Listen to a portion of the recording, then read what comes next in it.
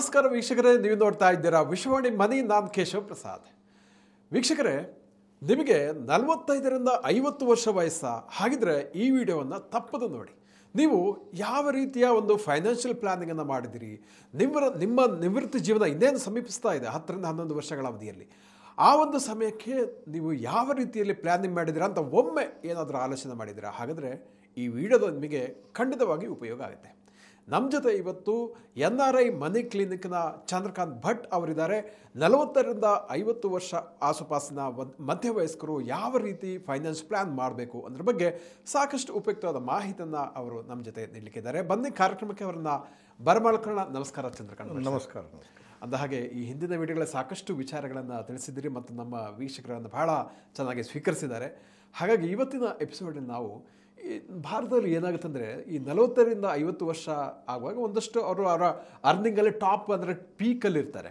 So ಸ್ಟಾರ್ಟಿಂಗಲ್ಲಿ ಅಂತಹ salary ಏನಿರಲ್ಲ.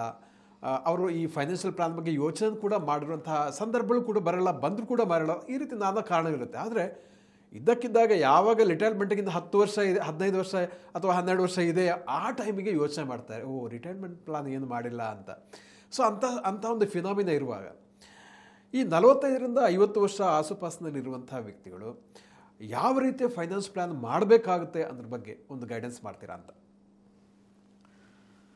ನೋಡಿ, 45ರಿಂದ 50 ವರ್ಷಗಳ ಒಂದು ಈ ಪ್ರಾಯಘಟ್ಟ ಅನ್ನುವಂಥದ್ದೇನಿದೆ, ಇದು ಭಾಳಷ್ಟು ಇಂಟ್ರೆಸ್ಟಿಂಗ್ ಫೇಸ್.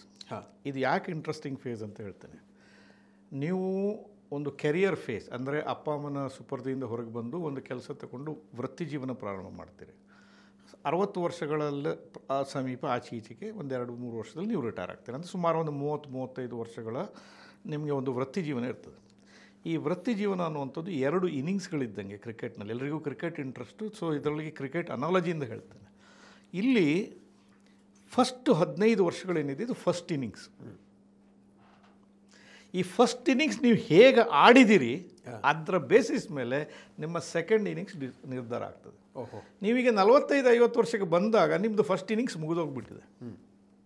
ಅಲ್ಲಿ ನೀವು ಚೆನ್ನಾಗಿ ಆಡಿದ್ದು ಲೀಡ್ ತಗೊಂಡಿದ್ರೆ ಸೆಕೆಂಡ್ ಇನ್ನಿಂಗ್ಸ್ ಕಂಫರ್ಟೇಬಲ್. ಇಲ್ಲಿ ಅದ್ರ ನಂತರವೂ ನೀವು ಮಿಸ್ಟೇಕ್ ಮಾಡ್ಬೋದು, ಮಾಡೋಕ್ಕಾಗಲ್ಲ ಅಂತ ಏನಿಲ್ಲ. ಆದರೆ 15 ವರ್ಷಗಳ ಕಾಲ ನೀವು ಚೆನ್ನಾಗಿ ಆಡಿದಿರಿ, ಸೇವಿಂಗ್ಸ್ ಮಾಡಿದಿರಿ, ಡಿಸಿಪ್ಲಿನ್ಡ್ ಲೈಫ್ ಇದೆ, ನೀವು ನಿಮ್ಮ ಶ್ರೀಮತಿಯವರು ಕೂತ್ಕೊಂಡು ಬೇಕಾದಂಥ ರೀತಿಯಲ್ಲಿ ಮಾಡಿದಿರಿ, ವೃತ್ತಿ ಜೀವನದಲ್ಲಿ ಏಳುಗತಿಯನ್ನು ಕಂಡಿದ್ದೀರಿ, ಪ್ರಮೋಷನ್ ಆಗಿದೆ, ಕ್ಯಾರಿಯರ್ ಕಂಪ್ನಿ ಚೇಂಜು, ದೇಶ ಬದಲು, ಕಂಪ್ನಿ ಬದಲು, ಕೆರಿಯರ್ ಬದಲು, ಏನೇ ಆಗಿರ್ಬೋದು, ಒಂದು ಗ್ರೋತ್ ಫೇಸನ್ನು ನೋಡಿರ್ತಾರೆ. ಭಾಳಷ್ಟು ಜನ ಮಿಡ್ ಲೈಫ್ ಫೈನಾನ್ಷಿಯಲ್ ಕ್ರೈಸಿಸನ್ನು ಈ ಪೀರಿಯಡ್ನಲ್ಲಿ ಅನುಭವಿಸ್ತಾರೆ. ಕರೆಕ್ಟ್. ಲೈಫ್ನಲ್ಲಿ ಏನನ್ನೂ ಸುಧಾರಿಸ್ಬೋದು ನಮಗೆ. ಆದರೆ ಒಬ್ಬ ಫೈನಾನ್ಷಿಯಲ್ ಅಡ್ವೈಸರ್ ಆಗಿ ನಾನು ಹೇಳೋದಾದರೆ, mid life financial crisis is the most difficult thing to solve. ನಿಜ. ಇದು ಹೇಗಂದರೆ, ನಾನು ಸುಳಿಯಲ್ಲಿ ಸಿಕ್ಕಾಕೊಂಡು ಬಿಟ್ಟಿದ್ದೀನಿ. ಆ ಸುಳಿಯಿಂದ ಹೊರಗೆ ಬರಲಿಕ್ಕೆ ಹೋದರೆ ವಯಸ್ಸು ದಾಟಿ ಹೋಗ್ತದೆ, ಸುಳಿಯಲ್ಲಿದ್ದರೆ ಮುಳುಗಿ ಹೋಗ್ತದೆ. ಕರೆಕ್ಟ್. ಸೊ 2 ಕಡೆ ನೀವು ಸುಳಿಯಿಂದ ಹೊರಗೆ ಬರಬೇಕಾದ್ರೆ ನೀವು ವಯಸ್ಸು ಮುಗಿದು ರಿಟೈರ್ಮೆಂಟ್ ಅಂದರೆ you are a failed person at the retirement. You will come out of the problems. If you try to continue the same habits, you will not even reach to the retirement. So midlife financial crisis ಅನ್ನುವಂಥದ್ದು ಯಾರಿಗೂ ಬರಬಾರ್ದು. ಒಬ್ಬ ಸಲಹೆಗಾರರ ಸೂಚನೆ ತೆಗೆದುಕೊಂಡ್ರೂ ಕೂಡ ನನ್ನ ಅನುಭವದ ಪ್ರಕಾರ mid life financial ಕ್ರೈಸಿಸ್ನಲ್ಲಿ ಇದ್ದವ್ರನ್ನ ಹೊರಗೆ ತೆಗೆಯೋದು ಅತಿ ಕಷ್ಟ. ಆಗೋದಿಲ್ಲ ಅನ್ನುವಂಥ ಪ್ರಶ್ನೆ ಇಲ್ಲ. ಸಾಕಷ್ಟು ಸ್ಯಾಕ್ರಿಫೈಸ್ ಬೇಕಾಗ್ತದೆ. ಗಂಡ ಹೆಂಡತಿ ಇಬ್ಬರಿಂದ, ಮಕ್ಕಳಿಂದ ಸ್ಯಾಕ್ರಿಫೈಸ್ ಬೇಕು. ಹೇಗೆ ಒಂದು ಡಯಾಬಿಟಿಸ್ ಬಂದವರಿಗೆ ನೀವು ಉಪವಾಸ ಮಾಡಬೇಕು, ಇದನ್ನು ತಿನ್ನಬಾರ್ದು, ಅದನ್ನು ತಿನ್ನಬಾರ್ದು ಅಂತ ಡಾಕ್ಟ್ರುಗಳು ಹೇಗೆ ಕಟ್ಟಳೆ ಹಾಕ್ತಾರೆ, ನಾವು ಅದೇ ರೀತಿ ಕಟ್ಟಳೆ ಹೇಳ್ತೀವಿ. ನಿಮ್ಮ ಹತ್ರ ಈ ಅಸೆಟ್ ಇದೆಯಾ, ಅಸೆಟ್ ಮಾರಿ, ಸೈಟ್ ಮಾರಿ, ಕ್ಲಿಯರ್ ಔಟ್, ಅದನ್ನೆಲ್ಲ ಕ್ಲಿಯರ್ ಮಾಡಿ 2-3 ಪ್ರಾಪರ್ಟಿ ಮಾಡಿ. ಇಲ್ಲಿ ಅಷ್ಟು ಕ್ಯಾಶ್ ಫ್ಲೋ ಇರೋದಿಲ್ಲ. ಅವ್ರು ಹೇಳಿದ್ರು ಇವ್ರು ಹೇಳಿದ್ರು ಅಂತ ಸೈಟ್ ತಗೊಳ್ಳೋದು, ಮನೆ ತಗೊಳ್ಳೋದು, ಇದನ್ನೆಲ್ಲ ಮಾಡಿ ಕ್ಯಾಶ್ ಔಟ್ಫ್ಲೋ ವಿಪರೀತ ಆಗಿಬಿಡ್ತದೆ. ಸೊ ಅದನ್ನೆಲ್ಲ ಈ ಗ್ಯಾಂಗ್ರೀನ್ ಥರ ಕಟ್ ಮಾಡಿ ಬಿಸಾಕಬೇಕಾಗ್ತದೆ. ಒಂದು ಮಿನಿಮಲ್ ಎಕ್ಸ್ಪೆನ್ಸಲ್ಲಿ ಜೀವನ ಮಾಡಬೇಕಾದಂಥ ಪರಿಸ್ಥಿತಿ ಬರ್ತದೆ. ಸೊ ಯಾರಾದರೂ ಮಿಡ್ ಲೈಫ್ ಫೈನಾನ್ಷಿಯಲ್ ಕ್ರೈಸಿಸ್ ಇದ್ದರೆ ನೀವು ಸಲಹೆಗಾರರ ಸೂಚನೆಯನ್ನು ತಗೊಳ್ಳೇಬೇಕು. ಅವರ ಒಳ್ಳೆ ಮಾರ್ಗದರ್ಶನ ನೀಡುವಂಥವ್ರು ಬೇಕು. ಯಾವುದೊಳಗೋ ಹೂಡಿಕೆ ಹಾಕಿ ಇದು ರಿಟರ್ನ್ ಬರ್ತದೆ ಅನ್ನುವಂಥ ಸಲಹೆ ಅಲ್ಲ. ನೀವು ಏನನ್ನು ತೆಗಿಬೇಕು, ಇದನ್ನು ಯಾವುದನ್ನು ಇಟ್ಕೊಳ್ಬೇಕು, ಇಂಥ ಸೂಚನೆ ಮಾರ್ಗದರ್ಶನ ನೀಡುವಂಥ ಸಲಹೆಗಾರರು ಬೇಕು. ಹಾಗೆ ಈ ಕೆರಿಯರ್ ಅನ್ನುವಂಥದ್ದು ಉಂಟಲ್ಲ, ಇದು first half of the life ಎಲ್ರಿಗೂ ಕೂಡ is always difficult. And very interesting phase. ಹೇಗಂದರೆ ನೀವು ಈಗ ಕೆಲಸಕ್ಕೆ ಜಾಯ್ನ್ ಆಗಿದ್ದೀರಿ, ನಿಮಗೆ ತಿನ್ನಬೇಕಂತ ಆಸಕ್ತಿ, ಊರೂರು ತಿರುಗಬೇಕಂತ ಆಸಕ್ತಿ, ಹೊಸ ಹೊಸ ಬಟ್ಟೆಗಳನ್ನು ಹಾಕ್ಕೊಳ್ಬೇಕಂತ ಆಸಕ್ತಿ, ಹೊಸದಾಗಿ ಮದುವೆ ಆಗ್ತೀರಿ, ಮಗು ಬರ್ತದೆ ಮನೆಯಲ್ಲಿ, ಎಲ್ಲವೂ ಸಂಭ್ರಮ. ಕರೆಕ್ಟ್. ಆ ಸಂಭ್ರಮದ ಮಧ್ಯೆ ನಿಮ್ಮ ಸಂಬಳ ಕಡಿಮೆ, ನಿಮಗೆಲ್ಲವೂ ಆಸಕ್ತಿ ಇದ್ದಾಗ ಹಣಕಾಸಿನ ಪೂರೈಕೆ ಕಮ್ಮಿ. ಕರೆಕ್ಟ್. ರೈಟ್.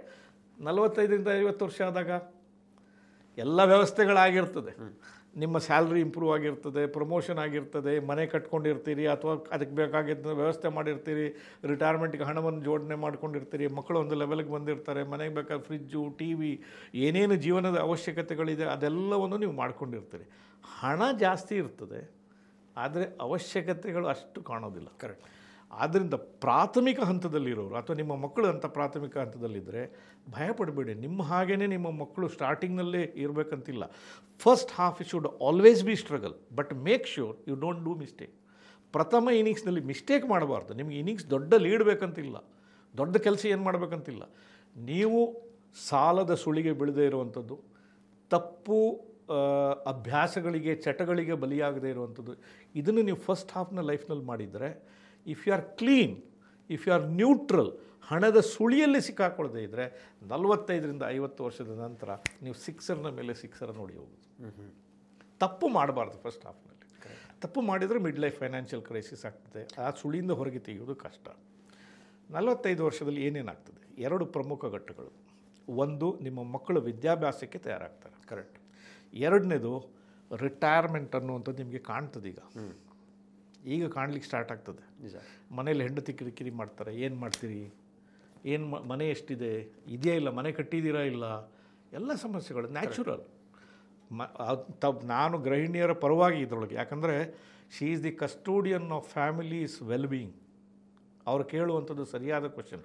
ನಮಗೆ ಗಂಡಸರಿಗೆ ಕಿರಿಕಿರಿ ಆಗ್ತದೆ, ತುಂಬ ಬೈತಾ ಇರ್ತಾರೆ ಅಂತ ಅನ್ಸುತ್ತೆ. ಅವ್ರು ಬೈಯೋದು ಯಾವುದಕ್ಕೋಸ್ಕರ ಬೈಯುವಂಥದ್ದು? ನಿಮಗೆ ಕಾಯಿಲೆ ಇದ್ದರೆ ಗುಣ ಮಾಡಲಿಕ್ಕೆ ಕಹಿ ಔಷಧಿಯೇ ಬೇಕಲ್ಲ. ಕರೆಕ್ಟ್. ಸಿಹಿ ಔಷಧಿ ಕೊಟ್ಟು ಡಯಾಬಿಟಿಸ್ ಗುಣ ಮಾಡಲಿಕ್ಕೆ ಸಾಧ್ಯ ಉಂಟಾ? ಇಲ್ಲ. ಅದರಿಂದ ಕಹಿ ಔಷಧಿ ಕೊಡಲೇಬೇಕು. ನಿಮ್ಮ ಪರವಾಗಿ ಅವ್ರು ಕೇಳಿದ್ರೆ ನಿಮ್ಮ ಸ್ನೇಹಿತರು ಯಾವ ಥರ ನಿಮ್ಮ ಹತ್ರ ಕೇಳಿದಾರ? ಸಾಧ್ಯ ಇಲ್ಲ, ಕೇಳೋದಿಲ್ಲಲ್ಲ. ಕರೆಕ್ಟ್. ಅದರಿಂದ ಅವ್ರು ಕೇಳುವಂಥದ್ದು ನಿಮಗೆ ನಿಮ್ಮ ಲೇಟೆಂಟ್ ನೀಡ್, ನಿಮ್ಮ ಮನಸ್ಸಿನ ಲೆವೆಲ್ನಲ್ಲಿ ಇಲ್ಲದೆ ಇರುವಂಥ ಒಂದು ನೀಡನ್ನು ಅವರು ಆ ಲೆವೆಲ್ಗೆ ತಂದು ಹೇಳ್ತಾರೆ. ಇಲ್ಲ ನೋಡಿ, ಈ ಮೊದಲಿನ ಥರನೇ ಹಣ ಖರ್ಚು ಮಾಡಿದರೆ ಆಗಲ್ಲ, ಈಗ ಸ್ವಲ್ಪ ತೆಗೆದಿಡಿ, ಮಕ್ಕಳು ಹೊರಗಡೆ ಹೋಗ್ತಾರೆ, ಅವ್ರ ಲೈಫ್ ಅವ್ರು ಮೇಂಟೈನ್ ಮಾಡ್ತಾರೆ, ನೀವು ಇಬ್ಬರು ಇರೋದು, ಅದಕ್ಕೇನು ಜೋಡಿಸ್ಕೊಳ್ಳಿ ಅಂತ ಹೇಳ್ತಾರೆ. ಕರೆಕ್ಟ್. ಅವರು ಹೇಳೋದು ಸರಿ. ಮಕ್ಕಳ ವಿದ್ಯಾಭ್ಯಾಸ ನೋಡಿ, ನಿಮ್ಮ ಹತ್ರ ಸಾಕಷ್ಟು ಹಣದ ವ್ಯವಸ್ಥೆ ಇದ್ದು ನೀವು ವೆಲ್ ಟು ಡೂ ಫ್ಯಾಮಿಲಿ ಆಗಿದ್ದರೆ ಮಕ್ಕಳಿಗೆ ಬೇಕಾಗಿರ್ತಕ್ಕಂಥ ವಿದ್ಯಾಭ್ಯಾಸದ ಖರ್ಚನ್ನು ನೀವು ನಿಭಾಯಿಸಿ. ಒಂದು ವಿಚಾರವನ್ನು ನಾನು ಇಲ್ಲಿ ಹೇಳೋಕ್ಕೆ ಇಷ್ಟಪಡ್ತೀನಿ. ಮಕ್ಕಳು ನಿಮ್ಮ ಒಂದು ಫ್ಯಾಷನ್ ವಸ್ತುಗಳಲ್ಲ. ಮಕ್ಕಳು ಇಂಥದೇ ಶಾಲೆಯಲ್ಲಿ ಓದಬೇಕು, ಇಂಥದೇ ಕಾಲೇಜಲ್ಲಿ ಓದಬೇಕು, ಇಂಥದೇ ದೇಶದಲ್ಲಿ ಓದಬೇಕು, ಅದರಿಂದ ಏನೂ ಆಗಲ್ಲ. ಎಜುಕೇಷನ್ ಅನ್ನುವಂಥದ್ದು ವ್ಯಾಪಾರ ಆಗಿದೆ ಅಷ್ಟೇ ಹೊರತು ಇವತ್ತಿನ ದಿವಸ ಎಜುಕೇಷನ್ನ ಡಿಗ್ರಿಗಳ ಮೇಲೆ ಯಾವ ಕೆಲಸವೂ ಸಿಗೋದಿಲ್ಲ, ಹಣ ಸಂಪಾದನೆ ಆಗೋದಿಲ್ಲ. ಅಲ್ಲ, ಎಷ್ಟೋ ಮಂದಿ ವಿದೇಶಕ್ಕೆ ಕಳಿಸಿ ಅಲ್ಲೇ ಓದಿಸೋಣ ಅಂತ ಹೇಳ್ತಾರೆ, ಅಮೇರಿಕಾ, ಆಸ್ಟ್ರೇಲಿಯಾ, ಬ್ರಿಟನ್ ಅಂತ. ಮಾಡೋದ್ರೊಳಗೆ ಏನು ತೊಂದರೆ ಇಲ್ಲ. ಅಲ್ಲಿಯ ಯೂನಿವರ್ಸಿಟಿಗಳು ಅಲ್ಲಿಂದ ಇಲ್ಲಿಂದ ಡೆಲಿಗೇಷನ್ ಬಂದು ಹೇಳ್ತಾರೆ ನಮ್ಮಲ್ಲಿ ಓದಿ ಅಂತ ಹೇಳ್ತಾರೆ. ಯಾಕಂದರೆ ಅವ್ರಿಗೆ ವ್ಯಾಪಾರ. ಅಲ್ಲಿ ಓದಿದ ಕೂಡಲೇ ಏನು ಚೇಂಜ್ ಆಗೋದಿಲ್ಲ, ಪರ್ಸ್ಪೆಕ್ಟಿವ್ಸ್ ಚೇಂಜ್ ಆಗ್ತದೆ, ಆಗೋದಿಲ್ಲ ಅನ್ನುವಂಥದ್ದಲ್ಲ. ಈಗ ಉದಾಹರಣೆಗೆ ನೀವು ಹಳ್ಳಿಯಲ್ಲೇ ಇದ್ದವರಿಗೆ ಒಂದು ರೀತಿ ಮನಸ್ಸಲ್ಲಿರ್ತದೆ, ನಾನು ಹಳ್ಳಿಯವನು, ನಾನು ಪೇಟೆ ನೋಡಿಲ್ಲ. ಹಾಗೆ ಭಾರತದಲ್ಲಿದ್ದವರಿಗೆ ನಾನು ಫಾರಿನ್ ನೋಡಿಲ್ಲ, ನಾನು ಫಾರಿನಲ್ಲಿ ಓದಿದ ತಕ್ಷಣ ಏನೋ ಚೇಂಜ್ ಆಗ್ತದೆ ಅಂತ. ನನ್ನ 2 ಮಕ್ಕಳು ಕೂಡ ವಿದೇಶದಲ್ಲಿ ಓದಿದವರು. ಮೊದಲನೇ ಮಗ ಜರ್ಮನಿಯಲ್ಲಿ ಓದಿದರು, 2ನೇ ಮಗ ಕೆನಡಾದಲ್ಲಿ ಓದಿದರು. ಇಬ್ಬರು ಕೂಡ ನನ್ನೊಟ್ಟಿಗೆ ಸೇರ್ತಾರೆ. ನಾನು ಇಂಡಿಯಾದಲ್ಲಿ ಓದಿದ್ದು. ನಾನು ಎಂಥ ಕಡು ಬಡತನದಲ್ಲಿ ಹುಟ್ಟಿ ಬೆಳೆದವರು, ನನಗೆ ಯಾವ ಬೇಜಾರು ಇಲ್ಲ ಅದನ್ನು ಹೇಳ್ಕೊಳ್ಳಿಕ್ಕೆ. ಯಾಕಂದರೆ ಆ ಕಡು ಬಡತನವೇ ನಮ್ಮನ್ನು ಮೇಲೆ ಬರಲಿಕ್ಕೆ ಸ್ಫೂರ್ತಿ ಕೊಡ್ತದೆ. ಎಲ್ಲವೂ ಇದ್ದಾಗ ಅವರಿಗೆ ಆ ಸ್ಫೂರ್ತಿಯ ಸೆಲೆಯೇ ಸಿಗೋದಿಲ್ಲ. ಮಕ್ಕಳು ಲೈಫಲ್ಲಿ ಸಕ್ಸೀಡ್ ಆಗುವಂಥದ್ದು ಅವರ ಜ್ಞಾನ, ಅದಕ್ಕಿಂತ ಜಾಸ್ತಿ ಮಾರಲ್ ಕಂಡಕ್ಟ್. ಅವರು ಎಲ್ಲವನ್ನು ನಾನು ಯಾರಿಗೂ ತೊಂದರೆ ಆಗದೇ ಇದ್ದ ರೀತಿಯಲ್ಲಿ, ಮೋಸ ಮಾಡದೇ ಇದ್ದ ರೀತಿಯಲ್ಲಿ, ಡಿಸಿಪ್ಲಿನ್ಡ್ ವೇನಲ್ಲಿ ಸಾಫ್ಟ್ ಸ್ಕಿಲ್ಸ್ಗಳು ಬೇಕು. ಈ ಎಲ್ಲವೂ ಸ್ಕಿಲ್ಲು ಹಣದ ಖರ್ಚು ಆಗದೇ ಇದ್ದ ರೀತಿಯಲ್ಲಿ ಮನೆಯ ಪರಿಸರದಲ್ಲಿ ಅವರಿಗೆ ಸಿಗ್ತದೆ. So lead a life what your children want to lead that life. ನಿಮ್ಮ ಮಕ್ಕಳು ನ್ಯಾಯಸ್ಥರಾಗಿರ್ಬೇಕಾದ್ರೆ ನೀವು ನಿಮ್ಮ ಪ್ರತಿಯೊಂದು ಹೆಜ್ಜೆಯಲ್ಲಿ ನ್ಯಾಯದ ರೂಪದಲ್ಲಿ ನೀವು ಜೀವನ ಮಾಡಬೇಕು. ಅದನ್ನು ಮಕ್ಕಳು ನೋಡಿ ಕಲಿತಾರೆ, ಓದಿ ಕಲಿಯೋದಿಲ್ಲ. ಮಕ್ಕಳು ನೋಡಿ ಕಲಿತಾರೆ. ನಾನು ಹೇಳೋದು, ಅಪ್ಪ ಅಮ್ಮನ ನೋಡಿದ ಕೂಡಲೇ ಇವರು ಇಷ್ಟು ಒಳ್ಳೆಯ ಸಂಸ್ಕಾರ ಇದ್ದರೆ ಆ ಮನೆಯಿಂದ ಒಂದು ಹೆಣ್ಣು ತರ್ಬೋದು, ಆ ಮನೆ ಹುಡುಗನ ಮೇಲೆ ವಿಶ್ವಾಸ ಮಾಡ್ಬೋದು. ಯಾಕಂದರೆ ಆ ಮಕ್ಕಳು ಕಂಟಿನ್ಯೂಸ್ ಅಪ್ಪ ಅಮ್ಮ ನೋಡಿರ್ತಾರೆ. ಕರೆಕ್ಟ್.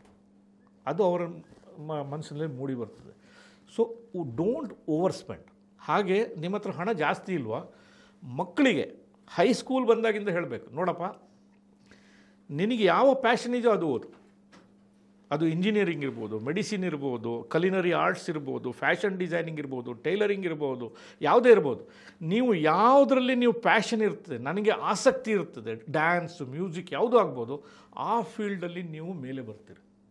ಎಲ್ಲರೂ ಇಂಜಿನಿಯರ್ ಆಗಬೇಕಂತಿಲ್ಲ, ಎಲ್ಲರೂ ಡಾಕ್ಟರ್ ಆಗಬೇಕಂತಿಲ್ಲ. ಆ ಕಾಲ ಹೋಯ್ತು ಕೇಶವ ಪ್ರಸಾದ್ ಅವರು. ಇಂಜಿನಿಯರ್ಸ್ ಮಾತ್ರ ದುಡ್ಡು ಮಾಡೋದು. ಇವತ್ತು ಯಾರು ದುಡ್ಡು ಮಾಡೋದಿಲ್ಲ ಹೇಳಿ? ನಮ್ಮ ಯೂಟ್ಯೂಬ್ ಎಡಿಟರ್ಸ್ಗಳು ಹಣ ಮಾಡ್ತಾ ಇರುವಂಥದ್ದು ನೀವು ನೋಡಿದರೆ ದಿಗ್ಲಾಗಿ ಹೋಗ್ಬಿಡ್ತೀರಿ. ಕರೆಕ್ಟ್. ಒಬ್ಬೊಬ್ಬ ಯೂಟ್ಯೂಬರ್ಗಳು ಮಾಡುವಂಥ ದುಡ್ಡನ್ನು ನೋಡಿದರೆ ಆಶ್ಚರ್ಯ ಆಗ್ತದೆ. ರೇಡಿಯೋ ಆರ್ಜೆಗಳು ನಿಮ್ಗೆ ಒಳ್ಳೆ ಮಾತಾಡ್ಲಿಕ್ಕೆ ಬರ್ತದೆ, ಅದೇ ಪ್ಯಾಷನ್, ಅದನ್ನೇ ವೃತ್ತಿಯಾಗಿ ಮಾಡಿ. ಒಳ್ಳೆ ಡ್ಯಾನ್ಸ್ ಮಾಡ್ತೀರಾ, ಅದನ್ನು ವೃತ್ತಿಯಾಗಿ ಮಾಡಿ. ಒಳ್ಳೆ ಅಡುಗೆ ಮಾಡ್ತೀರಾ, ಅದನ್ನು ವೃತ್ತಿಯಾಗಿ ಮಾಡಿಕೊಳ್ಳಿ. ಅಲ್ಲಿ ನೀವು ಶೈನ್ ಆಗ್ತೀರಿ. ಸೊ ಇದಕ್ಕೆ ಜಾಸ್ತಿ ಖರ್ಚು ಮಾಡಬೇಕಂತ ಇಲ್ಲ. ಎರಡನೇದು, ಮಕ್ಕಳಿಗೆ ಏನು ಹೇಳಬೇಕಂತ ಹೇಳಿದರೆ, ನೀವು ಎಜುಕೇಷನ್ ಲೋನ್ ತಗೊಂಡೇ ಓದಬೇಕು. ಇದು ಹಣ ಇದ್ದ ಪೇರೆಂಟ್ಸ್ಗಳಿಗೂ ನನ್ನ ಒಂದು ರಿಕ್ವೆಸ್ಟ್ ಇದು. ಮಕ್ಕಳು ಯಾಕೆ ಅಂತ ಹೇಳ್ತೇನೆ ನೋಡಿ. ಒಂದು, ಸರ್ಕಾರ ಇವರಿಗೆ ಸಾಫ್ಟ್ ಲೋನ್ ಕೊಡ್ತದೆ, ಅಂದರೆ ಸಿಂಪಲ್ ಇಂಟ್ರೆಸ್ಟ್ನಲ್ಲಿ ಲೋನ್ ಕೊಡ್ತದೆ. ನೀವು ಯಾವಾಗ ಮಕ್ಕಳಿಗೆ ಹೇಳ್ತೀರಿ, ನಾನು ಲೋನ್ ತೆಗೆಸ್ಕೊಡೋದು ಮಾತ್ರ ಅಲ್ಲ, ನಿನಗೆ ಲೋನ್ ತೊಗೊಂಡು ನಾನು ಕಟ್ಟೋದು ಅಪ್ಪನಾಗಿ ನಂದಲ್ಲ ಜವಾಬ್ದಾರಿ, ನೀನು ಲೋನ್ ತೊಗೊಂಡ್ಮೇಲೆ ನೀನೇ ಕಟ್ಟಬೇಕು. ಆದ್ದರಿಂದ ಖರ್ಚು ಮಾಡೋ ಮುಂಚೆ ಆಲೋಚನೆ ಮಾಡು. ನಿನಗೆ ಈಗಿಂದ ಲೋನ್ ಇದೆ, ಆದ್ದರಿಂದ ಸರಿಯಾಗಿ ಓದು. ಹೊರಗಡೆ ಹೋದ ಮೇಲೆ ಇದು ಕಟ್ಟದೇ ಇದ್ದರೆ ನಿನ್ನೆ ಹಿಂದೆ ಬ್ಯಾಂಕ್ ಬರ್ತದೆ, ಆ ಫೀಲಿಂಗ್ ಇರಿ. ಮೊದಲಿನ ಹಾಗೆ ಅಲ್ಲ. ನಾವು ಗ್ರ್ಯಾಜುಯೇಟ್ ಆಗಿ 1 ವರ್ಷದಲ್ಲಿ ಅಪ್ಪ ನಿನಗೆ ಇನ್ನು ಹುಡುಗಿ ನೋಡೋದ, ಯಾವಾಗ ಮದುವೆ ಮಾಡ್ಕೊತೀಯ, ಕಿರಿಕಿರಿ ಮಾಡ್ತಾಯಿದ್ರು. ಈಗ ನೋಡಿ ಮಕ್ಕಳು 30 ವರ್ಷದ ತನಕ ಮದುವೆ ಮಾಡ್ಕೊಳ್ಳಲ್ಲ. 21-22 ವರ್ಷ ಆದಮೇಲೆ, ಗ್ರ್ಯಾಜುಯೇಷನ್ ಆದಮೇಲೆ, ಒಳ್ಳೆ ಕೆಲಸ ಸಿಕ್ಕಿದ ಮೇಲೆ ಕೈ ತುಂಬ ಹಣ, ಸಂಸಾರದ ಜವಾಬ್ದಾರಿ ಇಲ್ಲ, ಅಪ್ಪ ಅಮ್ಮನನ್ನು ನೋಡ್ಕೊಳ್ಳೋ ಜವಾಬ್ದಾರಿ ಇಲ್ಲ, ಯಾವ ಜವಾಬ್ದಾರಿ ಇಲ್ಲ. ಏನಾಗ್ತದೆ? ಟ್ರೇಡಿಂಗು, ಕ್ರಿಪ್ಟೋ, ಫಾರೆಕ್ಸು, ಎಲ್ಲ ರೀತಿಯಲ್ಲಿ ಹಣ ಹಾಳು ಮಾಡ್ಕೊತಾರೆ. ಹೈ ರಿಸ್ಕ್ನ ದಂಧೆಗೆ ಬೀಳ್ತಾರೆ. ಅದ್ರ ಬಳಿ ಆವಾಗ ಅವರಿಗೆ ಬಿಗಿನಿಂಗಿಂದಲೇ ಜವಾಬ್ದಾರಿಯುತವಾಗಿ ನಿನ್ನ ಎಜುಕೇಷನಿನ ಜವಾಬ್ದಾರಿ ನಿಂದು ಅಂತ ಹೇಳಿ ಕಳಿಸಿದರೆ, ಮೊದಲೇ ಸ್ಯಾಲ್ರಿ ಬಂದಾಗ ಆ ಒಂದು ಈ ಚೇಂಜಿಂಗ್ ಫೇಸ್ ಏನಿರುತ್ತೆ ಅವ್ರ ಲೈಫಲ್ಲಿ, ಅದನ್ನು ಅವ್ರು ಲೋನ್ ಕಟ್ಟಿದರೆ ಜವಾಬ್ದಾರಿಯುತವಾದಂಥ ಮಕ್ಕಳಾಗಿ ಬೆಳೀತಾರೆ ಅವರು. ಇದು ಅಪ್ಪ ಅಮ್ಮನಿಗೆ ನೋವು ಅನಿಸ್ಬೋದು, ಇದು ನೋವು ಅಲ್ಲ, ಇದು ನೀವು ಮಾಡುವಂಥ ಒಳ್ಳೆ ಕೆಲಸ. ನೀವು ಮಕ್ಕಳಿಗೆ ಸಣ್ಣಕ್ಕಿಂತ ಹೊಡೆದು ಕಲಿಸ್ಲಿಲ್ವ? ಅವಾಗ ಆಲೋಚನೆ ಮಾಡಿದರೆ ನನ್ನ ಮಗುಗೆ ನೋವು ಆಗ್ತಾಯಿದೆ ಅಂತ. ಇವಾಗಲೂ ಕೂಡ ಅಷ್ಟೇ, ಇದು ನಿಮ್ಮ ಧರ್ಮ, ಇದು ನಿಮ್ಮ ಜವಾಬ್ದಾರಿ. ನಿಮ್ಮ ಮಕ್ಕಳು ಒಳ್ಳೇದು ಬರಬೇಕಾದ್ರೆ ಅವರಿಗೆ ಎಜುಕೇಷನ್ ಲೋನ್ ಮುಖಾಂತರ ಮಾಡಿಸಿ. ಹಾಗೆ ನಿಮ್ಮ ಮಕ್ಕಳು ಸಡನ್ನಾಗಿ ಮಾಸ್ಟರ್ ಡಿಗ್ರಿ ಒಂದೇ ಸರ್ತಿ ಗ್ರ್ಯಾಜುಯೇಷನ್ ಆದ ಕೂಡಲೇ ಮಾಸ್ಟರ್ ಡಿಗ್ರಿ PhD ಮಾಡಬೇಕಂತ ಏನಿಲ್ಲ. ಅಂಡರ್ ಗ್ರ್ಯಾಜುಯೇಷನ್ ಆಗ್ತದೆ. ಈಗ ನೀವು ಹೊಸ ಎಜುಕೇಷನ್ ಪಾಲಿಸಿ ನೋಡಿ, ಎಷ್ಟು ಒಳ್ಳೆ ಕಾರ್ಯಕ್ರಮಗಳನ್ನು ಮಾಡಿದ್ದಾರೆ ಅವರು. ಅವ್ರಿಗೆ ಕೆಲಸಕ್ಕೆ ಸೇರಿಸಿ, ಜೀವನದ ಅನುಭವ ಬರಲಿ, ಕೆಲಸದ ಅನುಭವ ಬರಲಿ. ಆಮೇಲೆ ಅವ್ರಿಗೆ MBA ಬೇಕು, ಯಾವುದು ಬೇಕು ಆ ಕೆಲಸ ಮಾಡಬೇಕಾದ್ರೆ ಅವ್ರಿಗೆ ಗೊತ್ತಾಗ್ತದೆ, ನನ್ನ ಕೆಲಸದಲ್ಲಿ ನನಗೆ ಈ ಸ್ಕಿಲ್ ಬೇಕು, ಈ ಚಾಕ್ಯತೆ ಬೇಕು, ಈ ಹೊಸ ಸಬ್ಜೆಕ್ಟ್ನ ಬಗ್ಗೆ ನನಗೆ ಮಾಹಿತಿ ಬೇಕು. ಆದ್ದರಿಂದ ನಾನು ಆ ಕೋರ್ಸನ್ನು ನಾನು ಸೆಲೆಕ್ಟ್ ಮಾಡ್ತೇನೆ. 2 ವರ್ಷ ಕೆಲಸ ಮಾಡ್ತಾ ಇದ್ದೇನೆ. ಅದರ ನಂತರದ ವಿದ್ಯಾಭ್ಯಾಸಕ್ಕೆ ನೀವು ಅಪ್ಪ ಅಮ್ಮನಾಗಿ ಜವಾಬ್ದಾರಿ ತಗೊಳ್ಬೇಡಿ. ಅವರ ಹಣ ಉಳಿಸ್ಲಿ, ಹೊಸ ಕೋರ್ಸಿನ ಫೀಸ್ ಕಟ್ಟಲಿ, ಕೆಲಸ ಬಿಡಲಿ, ಓದಲಿ. ಎಂಥ ಅದ್ಭುತವಾದಂಥ ಮಕ್ಕಳನ್ನು ನೀವು ಪಡಿತೀರಿ ಆ ರೀತಿ ಮಾಡಿದರೆ. ಸೊ ಎಲ್ಲವೂ ನನ್ನ ಮಕ್ಕಳು ಕಷ್ಟಪಡಬಾರ್ದು. ಯಾಕೆ ಸ್ವಾಮಿ ಕಷ್ಟಪಡಬಾರ್ದು? ಕಷ್ಟಪಟ್ಟು ಹಾಳಾದವ್ರು ಇಷ್ಟು ತನಕ ಯಾರಿದ್ದಾರೆ ಹೇಳಿ? ಕಷ್ಟಪಡದೆ ಹಾಳಾದವರೇ ಹೊರತು ಕಷ್ಟಪಟ್ಟು ಯಾರು ಹಾಳಾಗೋದಿಲ್ಲ. ರೈಟ್? ಒಬ್ಬ ರೈತ ಕೆಲಸ ಮಾಡೋನು ದಿನಾ ಫಾರ್ಮಲ್ಲಿ ತಿರುಗೋದ್ರಿಂದ ಅವನಿಗೆ ಡಯಾಬಿಟೀಸೇ ಬರೋದಿಲ್ಲ. ಯಾವ ನಾರ್ಮಲ್ ಬಾಕಿಯವರಿಗೆಲ್ಲ ಆಫೀಸ್ನಲ್ಲಿ ಇರೋರಿಗೆ ಬರುವಂಥ ಯಾವ ಕಾಯಿಲೆಗಳು ರೈತರಿಗೆ ಬರೋಲ್ಲ. ಯಾಕೆ? ಅವ್ರು ಕಷ್ಟಪಡ್ತಾರೆ. ಸೊ ಎಲ್ಲಿ ಕಷ್ಟಪಡ್ತಾರೋ ಅಲ್ಲಿ ಸುಖ ಇರ್ತದೆ. ಇದು ಒಂದು. Education, do not over spend, make your children responsible. ಮತ್ತು ಅವ್ರಿಗೆ ಯಾವ ಪ್ಯಾಷನ್ ಇದೆ ಅದ್ರ ಬಗ್ಗೆ ಅವರನ್ನು ಕಳಿಸಿ. ಮಕ್ಕಳ ಎಜುಕೇಷನು, ಮಕ್ಕಳು ಸೇರುವಂಥ ಶಾಲೆ ಇದು ನಿಮ್ಮ ಫ್ಯಾಷನ್ನ ವಸ್ತು ಅಲ್ಲ, ಇದನ್ನು ತಿಳ್ಕೊಳ್ಳಿ. ನೆಕ್ಸ್ಟ್, ನಿಮ್ಮ ರಿಟೈರ್ಮೆಂಟ್ ಪ್ಲಾನಿಂಗ್. ರಿಟೈರ್ಮೆಂಟ್ ಪ್ಲಾನಿಂಗ್ ಅನ್ನುವಂಥದ್ದು ಬಹಳ ಒಂದು ಸೀರಿಯಸ್ ವಿಚಾರ. ನಾ ರಿಟೈರ್ಮೆಂಟ್ ಆಗಿ ಒಂದು 5 ವರ್ಷದಲ್ಲಿ ದೇವರ ಪಾದ ಸೇರಿಕೊಳ್ತಾ ಇದ್ದೆ, ಅದು ಆ ಕಾಲ ಹೋಯಿತು. ಈಗ ಹಾಗಲ್ಲ. ಹೌದು, 60 ವರ್ಷಕ್ಕೆ ನೀವು ರಿಟೈರ್ ಆದರೆ ಈ ಭೂಮಿಯಿಂದ ಮೇಲೆ ಹೋಗೋದನ್ನು ಮರೆತಿರ್ತೀರಿ. You will live up to 80, 85, 90 years. ಇದರ ಕಾನ್ಸಿಕ್ವೆನ್ಸ್ ಹೇಳ್ತೇನೆ. 60ರಿಂದ ನೀವು 90 ವರ್ಷ ತನಕ ಬದುಕಿದರೆ ಎಷ್ಟು ವರ್ಷ ಬದುಕಿದ್ರಿ? 30 ವರ್ಷ. ನೀವು ಕೆಲಸ ಮಾಡಿದ ಎಷ್ಟು ವರ್ಷ? 30 ವರ್ಷದಿಂದ 60 ವರ್ಷ, 30 ವರ್ಷ ಕೆಲಸ ಮಾಡಿ 30 ವರ್ಷ ಬದುಕ್ತೀರಿ. ಈ 30 ವರ್ಷ ನಿಮಗೆ ಸಂಬಳ ಇದ್ದಾಗಲೇ ನಿಮ್ಮ ಜೀವನ ನಡೆಸ್ಲಿಕ್ಕೆ ಆಗಲಿಲ್ಲ, ಈಗ ಸಂಬಳ ಇಲ್ಲದಿದ್ದಾಗ ಹೇಗೆ ಜೀವನ ಮಾಡ್ತೀರಿ? ಪ್ಲಾನ್ ಇಲ್ಲದ್ರೆ ಭಾಳ ಕಷ್ಟ ಖಂಡಿತ. ಹೌದು, ಯಾಕಂದರೆ ಈಗ ಸ್ಟ್ಯಾಂಡರ್ಡ್ ಆಫ್ ಲಿವಿಂಗ್ ಜಾಸ್ತಿ ಆಗಿದೆ, ಮೆಡಿಕಲ್ ಅಡ್ವಾನ್ಸಸ್ ಜಾಸ್ತಿ ಆಗಿದೆ, ಎಲ್ಲ ಆಗಿದೆ. ಆದ್ದರಿಂದ ಜನ ಸಾಯುವುದನ್ನು ಮರೆತಿದ್ದಾರೆ. ಕರೆಕ್ಟ್. ಸೊ ನಿಮ್ಮಲ್ಲಿ ನೀವು ಸಾಯಲಿಕ್ಕೆ ತಯಾರಿಲ್ಲ. So living long is a good news and a bad news together, combo package. Good news because ನೀವು ಬದುಕಲಿಕ್ಕೆ ದೇವರು ನಿಮ್ಮನ್ನು ಸೆಲೆಕ್ಟ್ ಮಾಡಿದ್ದಾರೆ. That's a good news. ದೀರ್ಘಾಯುಷ್ಯ ಎಲ್ರಿಗೂ ಕೂಡ ಬಹಳ ಕೊಡಲಿ, ನಮ್ಮದು ಕೂಡ ಆಸೆ ಅದು. ಆದರೆ ಅದರೊಟ್ಟಿಗೆ ಬೇಕಾಗಿರ್ತಕ್ಕಂಥ ಹಣಕಾಸು ಕೂಡ ಇರಬೇಕು.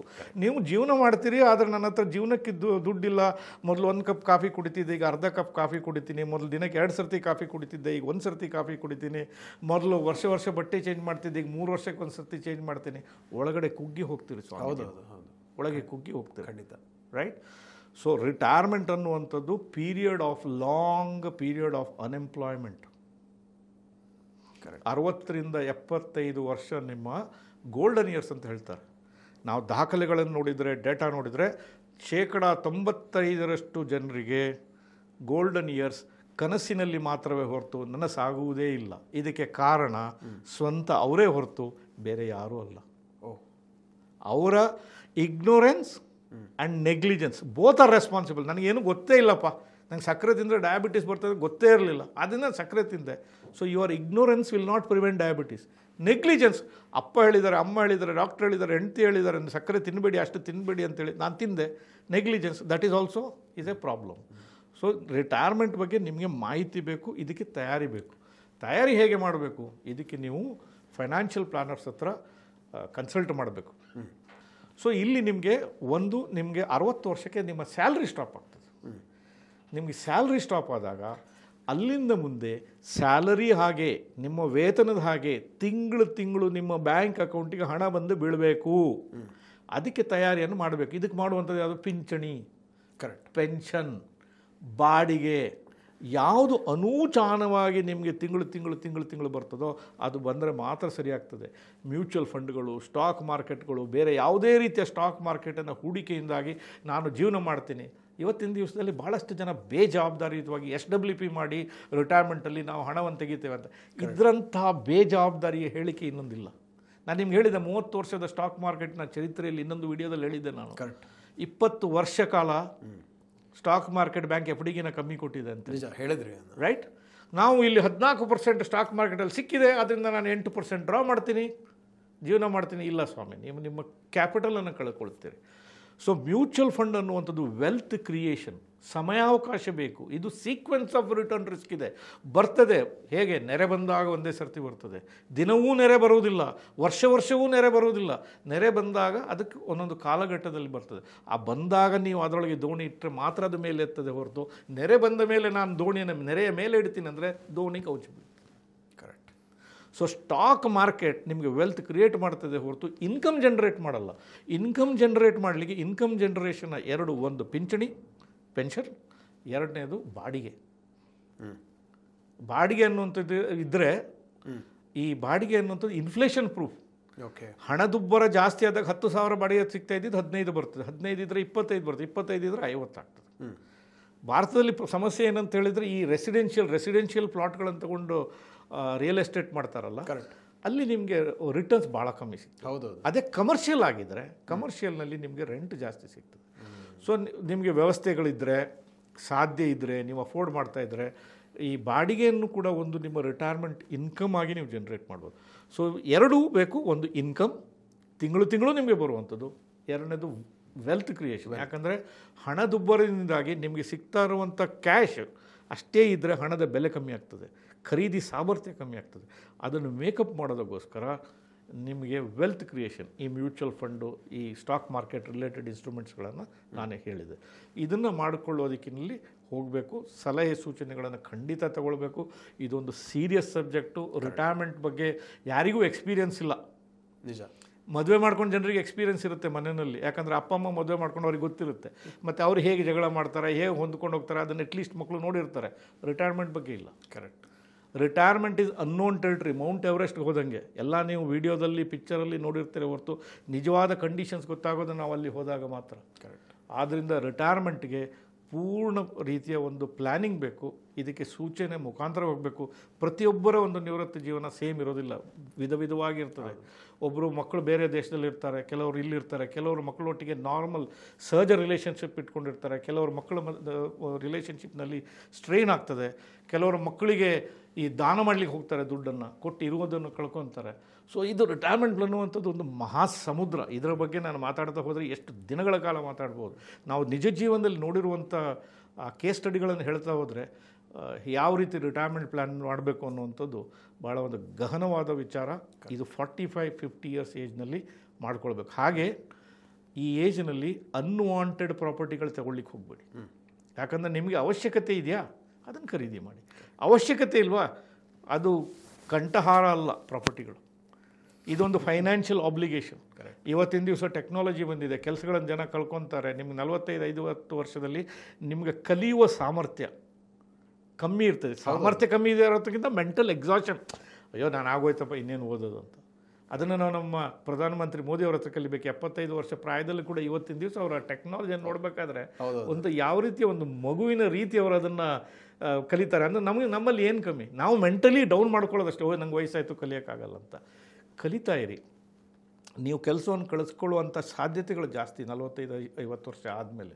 ನೀವು ಇನ್ನೂ ಚಾಲ್ತಿಯಲ್ಲಿರಬೇಕಾದ್ರೆ ಈ ಪೀರಿಯಡ್ನಲ್ಲಿ remain relevant, upskill, learn something new, become relevant in your organisation. ನಿಮ್ಮ ಆರ್ಗನೈಸೇಷನ್ ನಿಮ್ಗೆ ಕಳಿಸ್ಬೇಕಂದ್ರೂ ಕಳಿಸ್ಲಿಕ್ಕೆ ಆಗಬಾರ್ದು ಅನ್ನುವಂಥ ಒಂದು ಸ್ಕಿಲ್ ಸೆಟ್ಟನ್ನು ನೀವು ಡೆವಲಪ್ಮೆಂಟ್ ಮಾಡ್ಕೊಂಡು ಹೋಗ್ತಾಯಿದ್ರೆ ಯಾವ ಸಮಸ್ಯೆಗಳು ಈ ಏಜಲ್ಲಿ ಬರಲಿಕ್ಕಿಲ್ಲ.